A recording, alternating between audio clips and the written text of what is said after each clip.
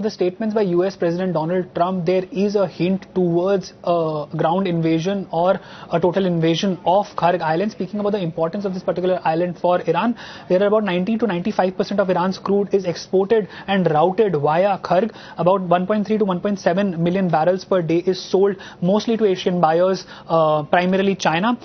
It can handle about 8 to 10 large tankers, which is the highest for any facility in Iran. And oil exports, this particular island contributes the highest for Iran in terms of oil exports. In terms of Iran's oil exports from March 2025 to 2026, the total exports stood at about 587 million barrels via Kharg. The portion is 553 million barrels, which is a huge chunk of the total exports that happen for Iran. In terms of the March inventory, as we are able to understand at the moment, 18 million barrels are stored in this particular island, and multiple loading facilities exist. And if an attack happens, this will lead to a larger devastation for Iranian exports in terms of crude facilities. Any precedences that we have at the moment are from the 1980s tanker wars, when Iraqi invaders had gone ahead and attacked the facilities in this particular island.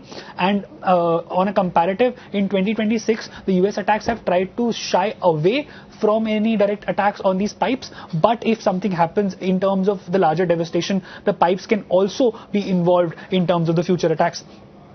In terms of the impact on global markets, as we are able to understand at the moment, 20 million barrels transits via Strait of Hormuz, and about 20% of global petroleum consumption transits from this particular strait, which will be impacted if an attack happens on the Kharg Island, which is a centerpiece in the Strait of Hormuz.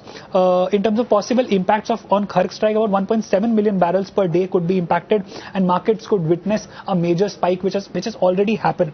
Speaking about Brent prices and the consistent rise of Brent prices, on 23rd March, Brent prices stood at 99 USD per barrel. On 24th March, it went up to 104.